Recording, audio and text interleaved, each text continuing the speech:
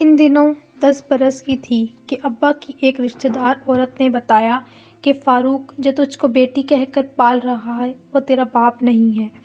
اس عورت کے منہ سے نکلے یہ الفاظ مجھ پہ انگارے بن کر برس گئے۔ میں جہاں بیٹھی تھی ساکت ہو گئی۔ وہ عورت تو چند الفاظ بول کر چلی گئی لیکن میری زندگی بھر کا سکھ چین لوٹ کر لے گئی۔ بابا گھر آئے تو میں نے روتے ہوئے پوچھا، کیا یہ سچ ہے بابا کہ میں آپ کی بیٹی نہیں بلکہ کسی اور کی بیٹی ہوں؟ ہاں بیٹی، یہ سچ ہے، اور یہ بھی سچ ہے کہ حقیقت بہت دنوں تک چھپائی نہیں جا سکتی۔ دراصل تمہارے ماں باپ ایک ایکسیڈنٹ میں وفات پا گئے تھے۔ تم اس وقت محض 1.5 سال کی تھی۔ تمہارے والد میرے دوست تھے۔ جب مجھے علم ہوا میں اپنے دوست کے گھر گیا۔ وہ دفنائے جا چکے تھے اور تم ان کی گھریلو ملازمہ کی گود میں تھی۔ تمہارے والدین کے رشتہ دار تم کو لینے پر آناکانی کر رہے تھے اور ایک دوسرے سے کہتے تھے کہ تم اس بچی کو رکھ لو۔ جب میں نے یہ منظر دیکھا تو آگے بڑھ کر تمہیں اٹھا لیا۔ ان سے کہا کہ اگر آپ لوگ اس بچی کو ذمہ داری اٹھانے سے ہچکچا رہے ہیں تو اسے مجھے سونپ دیجیے۔ احمد میرا بچپن کا دوست تھا۔ میں اس کی بچی کو اپنی بیٹی سمجھ کر پالوں گا۔ چونکہ تمہارے والدین بہت قریبی عزیز یعنی سکے بہن بھائی نہیں تھے، لہٰذا دور کے رشتہ داروں نے اس پیشکش کو غنیمت جانا۔ یوں میں تم کو ملازمہ سمیت گھر لے آیا۔ میری بیوی تم کو پا کر بہت خوش ہوئی کیونکہ ہم بے اولاد تھے۔ اس نے بڑے چاؤ سے تمہاری پرورش شروع کر دی مگر اس کی زندگی بہت مختصر تھی۔ جب تم 4 سال کی تھی تو بخار میں غلط انجیکشن لگنے کی وجہ سے اس کی وفات ہو گئی۔ یہ قصہ سنا کر بابا جان رونے لگے۔ میں بھی رو رہی تھی۔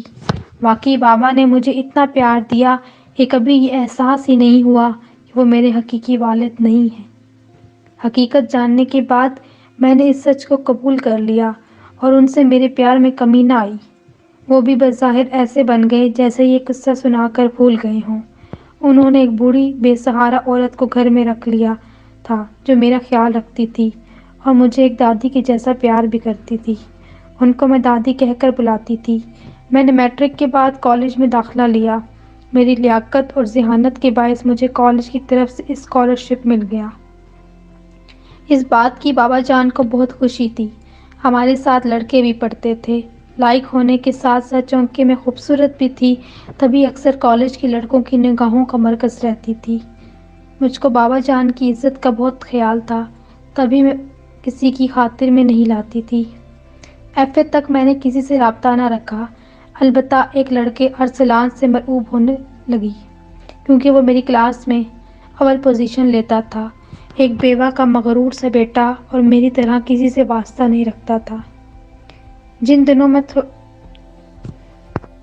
3rd ایئر میں تھی، ایک دن اچانک ارسلان نے مجھ سے سیدھے صباحوں کہہ دیا کہ میں تم سے شادی کی خواہش رکھتا ہوں، لیکن تعلیم مکمل ہو جانے کے بعد قبل عظیم اس لیے بتا دیا ہے تاکہ تمہیں سوچ بچار کے لیے ٹائم مل جائے۔ اس کی دو ٹوک لہجے میں اتنی اہم بات سن کر میں دم بخود ہو گئی۔ گمان بھی نہ تھا کہ اپنی آئندہ زندگی میں بطور شریک حیات وہ میرے بارے میں سوچ رہا ہے۔ اس دن یوں لگتا تھا جیسے آج چھٹی ہی نہیں ہوگی۔ وقت بڑی مشکل سے کٹنے لگا۔ گھر پہنچ کر بابا جان کو بتانا چاہا کیونکہ کالج میں داخلہ لیتے ان وقت انہوں نے وعدہ لیا تھا کہ اگر کوئی ایسی بات ہوگی تو میں ان کو بتاؤں گی اور بالکل بھی کوئی بات ان سے نہیں چھپاؤں گی کہ جس سے ان کی عزت پر حرف آتا ہو۔ آنکھوں میں نئے خواب سجائے میں اپنی دھن میں گھر کے دروازے پر پہنچی تو وہاں منظر بھی کچھ اور تھا۔ ہمارے مکان کے سامنے بہت سے لوگ جمع تھے۔ ان کو دیکھ کے میرے دل کی دھڑکن تیز ہو گئی اور میں بھاگ کر اندر گئی۔ گھر میں قدم رکھتے ہی میں پتھر کی ہو گئی۔ سامنے بابا کے تن مردہ پر سفید چادر پڑی ہے اور رشتہ دار عورتوں اور محلے والے خواتین جمع تھی۔ کچھ آنسو بہا رہی تھی اور کچھ رونی صورت بتائے افسردہ بیٹھی ہوئی تھی۔ پتہ چلا کہ بابا جان کو دفتر میں دل کا دورہ پڑا اور وہ خالق حقیقی کے جا ملے۔ میں اس وقت سوچنے سمجھنے کی صلاحیت سے محروم ہو گئی تھی۔ سمجھ میں نہیں آ رہا تھا کہ اچانک کیا ہو گیا ہے۔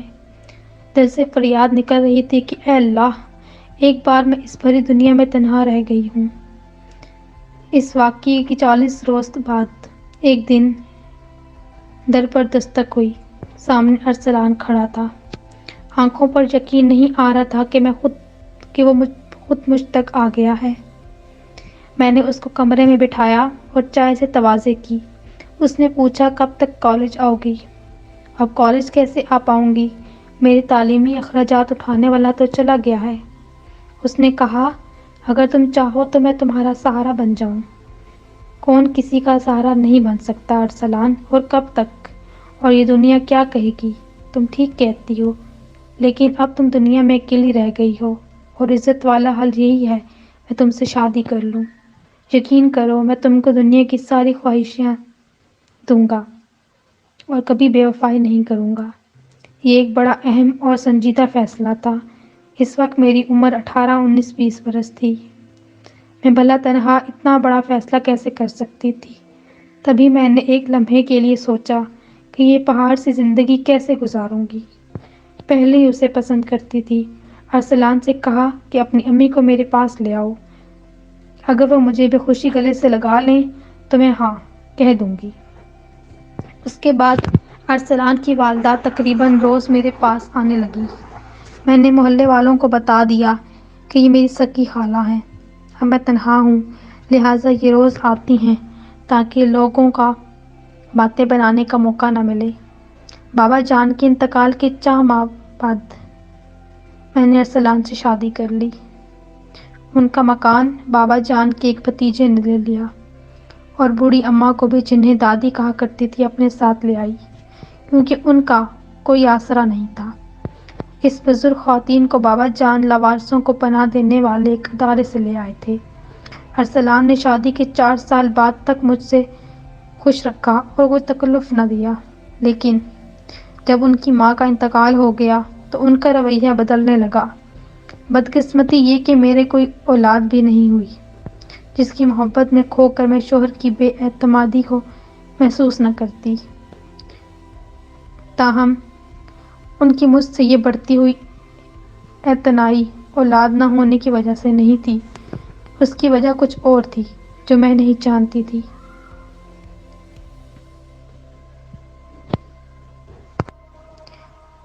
یہی سمجھتی تھی شاید ان کا دل مجھ سے بھر گیا ہے، کیونکہ اب تو ذرا ذرا سی بات پر ارسلان مجھے کہتے ہیں کہ نورین، میں نے تم سے شادی کر کے جلد بازی میں غلطی کر لی ہے، خدا کے لیے اب میرا پیچھا چھوڑ دو۔ ان کے ایسے الفاظ میرے دل پر تیر بن کے لگتے تھے۔ ایک دن کہنے لگے، اب تو جب بھی تمہاری صورت دیکھتا ہوں میرا دل کرتا ہے کہ تم کو قتل کر دوں۔ میں پوچھتی کہ میرا کیا قصور ہے؟ کہتے تھے کہ قصور تو کچھ نہیں، میری خود سمجھ میں نہیں آتا کہ تم کو دیکھ کر مجھ کو غصہ کیوں آتا ہے۔ ایک تو یہ بھی پتہ نہیں تم کون ہو، کس کی اولاد ہو، تمہارے باپ نے تم کو کس سے لے کر پالا ہے۔ میں ان کو سمجھانے کی بہت کوشش کی، لیکن وہ دن بدن اور سنگ دل ہوتے گئے۔ ایک دن جب میں نے کھانا ان کے سامنے رکھا، انہوں نے صرف ایک لقمہ ہی چکھا اور زور سے ایک تھپڑ میرے منہ پر مارا، سالن کا ڈونگا میرے پرے پھینک دیا اور بولے کہ تم کو سالن پکانے کا بھی ڈھنگ نہیں آیا ابھی تک۔ کیا کھانا ایسے بناتے ہیں؟ نمک کیوں اتنا زیادہ ڈال دیا ہے؟ میں اس سے اچانک حملے سے گھبرا گئی۔ تھپڑ منہ پہ پڑنے سے آنکھوں کے آگے تارے سے ناچنے لگے، اور پھر میں صدمے میں سنبھلنے بھی نہ پائی کہ میرے کانوں نے اس کی یہ الفاظ ٹکرائے، میں تم کو ہمیشہ کے لیے چھوڑ رہا ہوں۔ جی چاہا خودکشی کر لوں، مگر مردہ سے ہو کر زمین پر بیٹھ گئی، رونا تک بھول گئی۔ وہ تو یہ کہہ کر گھر سے نکل گئے، میں سوچتی رہ گئی کہ اب کہاں جاؤں گی۔ میرے ساتھ میرے بابا جان کے گھر میں جو داری اماں آئی تھی وہ یہ سب سن رہی تھی۔ انہوں نے کہا، بیٹی رو مت، میں تمہارے بابا فاروق کے بھتیجے عفنان کو سارا احوال جا کر بتاتی ہوں اور اس سے پوچھتی ہوں کہ اب تم نے کہاں جانا ہے۔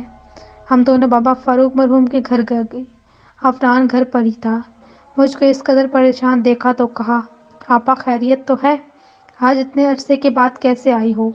میں نے تمام حال اس کو بتا دیا۔ وہ کہنے لگا، تم فکر مت کرو، میں تمہارا ہی گھر ہے، تم آرام سے دادی اماں کے ساتھ یہاں رہو، میں خود تمہارے خاوند سے بات کرتا ہوں، آخر وہ کیا چاہتا ہے۔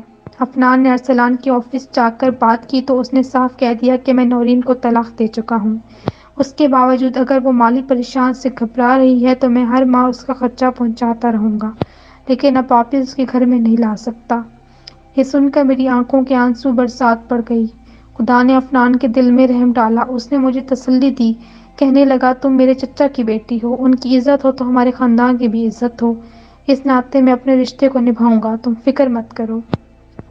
جس وقت عفنان نے یہ بات کہی میرے سر سے جیسے منو بوجھ اتر گیا۔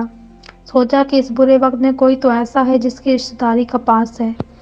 آج اگر عفنان مجھ کو تسلی دے کر یہ بولنا کہتا تو میں کیا کرتی؟ اپنے بابا جان کے گھر آ کر میں دوبارہ خود کو محفوظ تصور کرنے لگی۔ اب مجھے یہ فکر ستا رہی تھی کہ گزر بسر کیسے ہوگی۔ گرچہ عفنان برسر روزگار تھا اور کہتا تھا کہ آپا تم فکر مت کرو، میں جو کما کر لاؤں گا آپ کے ہاتھ میں رکھوں گا، لیکن میں اس چیز کو اپنی غیرت کی منافی سمجھتی تھی۔ میں اس کی کمائی پر گزر بسر ہوں۔ اس کشمکش میں 2-3 ماہ گزر گئے۔ میں نے ارسلان کی مالی مدد کو بھی ٹھکرا دیا۔ بھلا جس شخص نے مجھ سے آنکھیں بدل لی اور بیچ مندرجار میں بلا قصور تنہا چھوڑ دیا، میں کیوں اس کے چند ٹکے قبول کرتی؟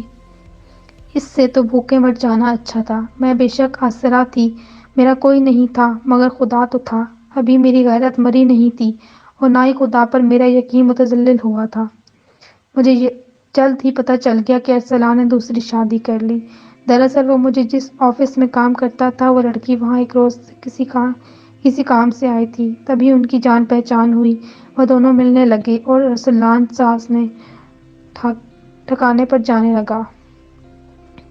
اس کا نام حمیدہ تھا۔ وہ دلکش تھی، سو اس کے دلکشی میں گم ہو کر ارسلان نے باقی ہر شے کو بھلا دیا اور ہوش و حواس میں سے ہی بے گناہ ہو گیا۔ ہوش آیا، آنکھیں کھلی تو انہوں نے حمیدہ کو بے وفا پایا۔ جن عورتوں کا ایمان دولت ہو اور وفا کو ایک بے وقوفی سمجھتی ہوں، حمیدہ بھی انہی عورتوں میں سے تھی۔ جب ارسلان سے بہتر اور زیادہ مالدار شخص اس کو ہاتھ تھاما اور یورپ کی سیر بیڑا بھی اٹھا لیا تو اس نے وہی کیا جو ارسلان نے میرے ساتھ کیا تھا۔ فرق یہ تھا کہ ارسلان نے بے قصور مجھے چھوڑ دیا تھا، کیونکہ حمیدہ کی یہی شرط تھی کہ جب تک پہلی بیوی کو نہیں چھوڑو گے میں تمہاری دوسری بیوی نہیں بنوں گی۔ وہ ہر حال اس حسینہ کو اپنانا چاہتے تھے، لہٰذا اس کی خاطر مجھ کو طلاق دے دی اور اب وہی بے وفا اس سے طلاق کا مطالبہ کر رہی تھی۔ انسان کو اس کے لیے سزا تو ضرور ملتی ہے۔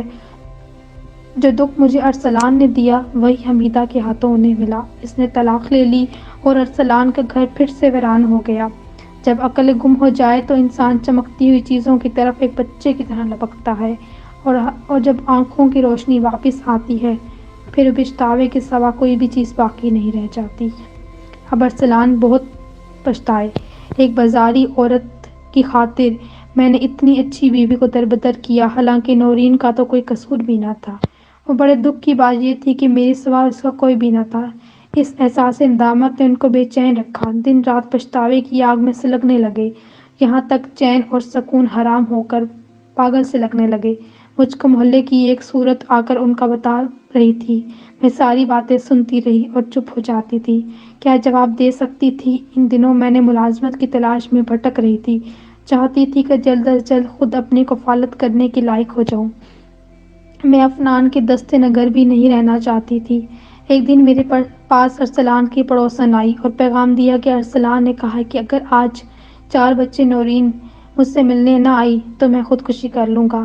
جی چاہا کہ یہی جواب دوں کہ کر لو خودکشی، میں کیوں تم سے ملنے آؤں، میرا تم سے کوئی واسطہ نہیں، مگر خدا جانے میں ابھی تک ان کی محبت میں چھپی ہوئی تھی کہ نہ چاہتے ہوئے بھی میں ان کو بتاتی ہو گئی یہ چلی گئی۔ جب ان کی حالت دیکھی تو دل نے کہا کہ ان سے لپٹ کر اتنا روں کہ سارا دکھ آنسوؤں میں بہہ کر جائے۔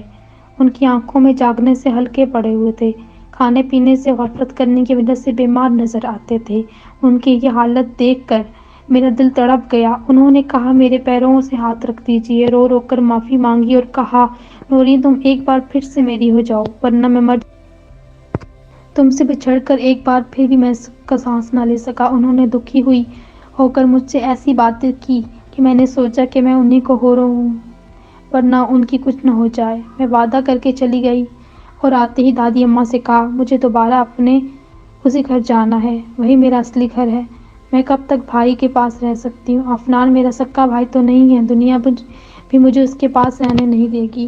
عفنان کو دادی اماں نے بتا دیا کہ وہ بولا، ابا ایک بار تم اس شخص کو آزما چکی ہو، دوبارہ کیوں اسے آزمانا چاہتی ہو؟ اور طلاق کے بعد جب تک تمہارا کسی سے شادی ہو کر وہاں پھر سے طلاق نہ ہو تو پہلے شوہر سے نکاح نہیں ہو سکتا۔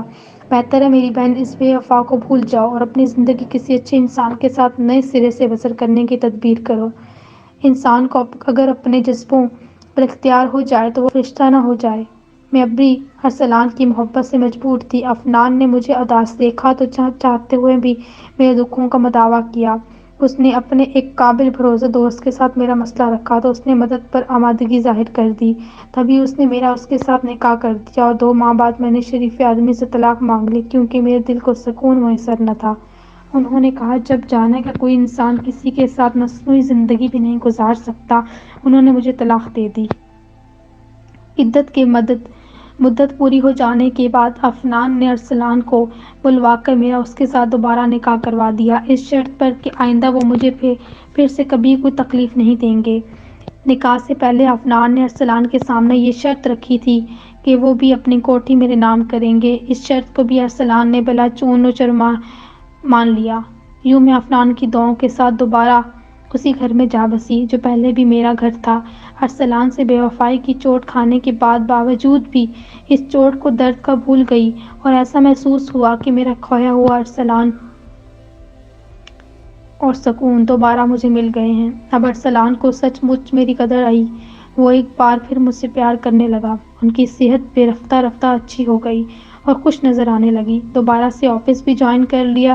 غم کے دن لمبے اور خوشیوں کے مختصر ہوئے تھے، لیکن ہم نے دوبارہ ایک ہو جانے کے بعد 30 سال اکٹھے خوش و خرم گزارے۔ تاہم خوشیوں کا بھی کبھی نہ کبھی انت ہوتا ہی ہے، تو ایک روز ارسلان مجھے روتا ہوا چھوڑ کر دنیا سے چلے اور میں آج بھی اس آس میں جی رہی ہوں کہ بعد مرنے کے میں ایک بار پھر سے ان کو ملوں گی۔